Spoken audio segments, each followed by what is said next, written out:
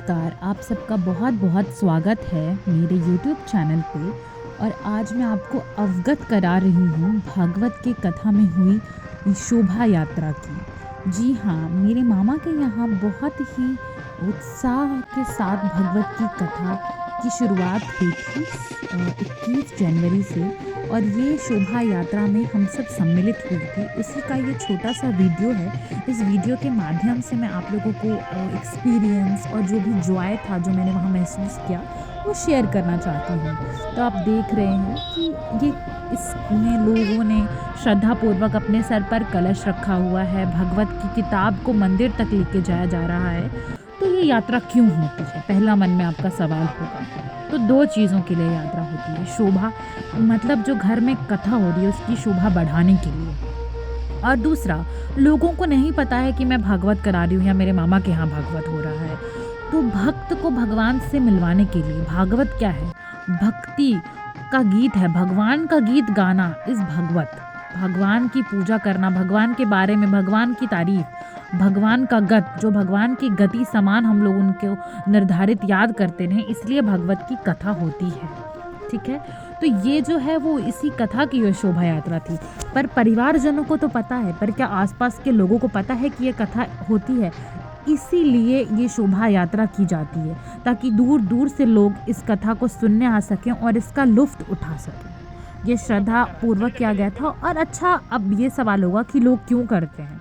वैसे तो इसके कई रीज़न हैं। लोग खुशी में करते हैं, कई बार लोग गम में करते हैं, जब किसी का देहांत हो जाता है या जब कोई मरने वाला होता है तब लोग करते हैं। अपने अपने रीज़न्स हैं लोगों के कथा करवाने के।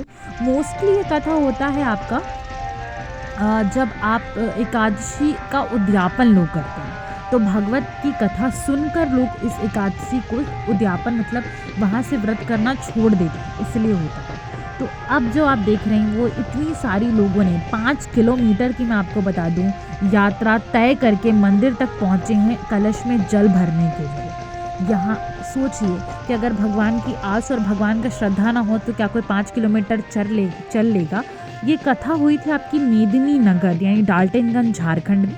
वहीं पे मामा का घर है, वहीं पे उन्होंने अपने माता पिता के लिए यानी मेरे नाना नानी के लिए ये कथा करवाई गई थी। इतने सारे लोगों को जुटाना, उनके साथ रखना, तो ये एक शादी से भी बड़ा माहौल और तीर्थ जैसा लग रहा था। वो कहते हैं ना, जहाँ भगवान की आस जुड़ जाए वही तीर्थ स्थल हो जाता है। तो ये बिल्कुल उस तीर्थ स्थल की तरह था। सभी औरतों ने उतने देर तक 5 किलोमीटर, यहाँ तक कि नानी जो कि कह रही थी कि मैं नहीं चल पाऊँगी, पर ऐसी आस रही कि चल दी। और ये फिर वहाँ से हम लोग वापस आ रहे हैं, तो हमने 2 रास्ते लिए थे, जाने के अलग आने के अलग, लेकिन दोनों ही उतना दूर था। मानिए कि 10 किलोमीटर दोनों को लगा दीजिए, तो औरतें चली हैं और सफ़र और यात्रा तय किया है। ये है खूबसूरती पूजा और पाठ करवाने की। सभी लोगों ने इसमें शामिल हुआ, बैंड बाजा सब कुछ गाजा बाजा के साथ ये त्यौहार मतलब त्यौहार की तरह हो गया था। अगर मैं कहूँ कि हमने त्यौहार मनाया तो मैं गलत नहीं कहूँगी। महात्मा जी जिन्होंने भागवत कथा कहने का प्रवक्ता थे, जो अलवर से आए थे, और ये सब उनके परिवार के लोग, मौसी मामी, सभी लोगों ने मतलब कलश उठाया। और ये बहुत ही मज़ेदार सा हो गया था अपने आप में बहुत, और ये दिन भी बहुत लंबा था। और ये फिर सब लोग, ये देखिए पंडाल ये डेकोरेटेड था, लोगों के जो सुनने वाले हैं उनको सुनाने के लिए पूरा सजा हुआ था, बैठ सकें। और भगवान अब सब ने अपना अपना कलश रख दिया था। कलश रखने के बाद कलश क्यों आपने उठाया, क्या है कलश में, वो सब भगवान ने बताया कि कैसे कलश जो हमने उठाया वो घर की लक्ष्मी को उठाया। नारियल कंठ तक भगवान विष्णु, इन सबको हम लेकर आए हैं कलश में। तो अब वो भी हमारे साथ ही साथ कथा सुनेंगे, उन्हें हमने पहुना बना लिया है, ऐसा खुद महात्मा जी ने कहा। तो ये काफ़ी ही मतलब इतने सारे भीड़ के बाद इतने सारे लोगों को जुटाना आसान नहीं होता है। तो वो ये एक त्यौहार सा हो गया था। जब आपको लगने लगे कि कुछ बहुत बड़ा, तो भगवान का नाम ले लीजिए। कहते हैं ना, सारे काम अपने आप हो जाएंगे। तो भगवान का नाम जब आप लेने लग जाओ तो लोगों की भीड़ लग जाती है, खुद ब खुद लोग आ जाते हैं। ये आप देख सकते हैं कि कितना खूबसूरत होगा। 7 दिन हम लोगों ने इसी खूबसूरती में बिताया है। उसका पहला दिन ये था शोभा यात्रा, कलश यात्रा। तो ये वीडियो मैंने पूरा इसलिए दिखाएगा, इसको मैं 3 पार्ट्स में आपको दिखाऊंगी, ये पहला पार्ट होगा उसका।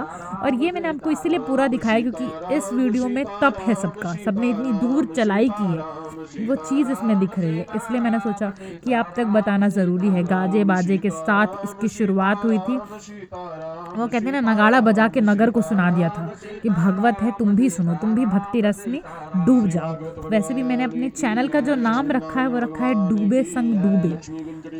तो जब डूबना है तो डूबे के साथ डूब जाइए, भक्ति रस में डूब जाइए। और उम्मीद करते हैं कि आपको बहुत अच्छा लगा।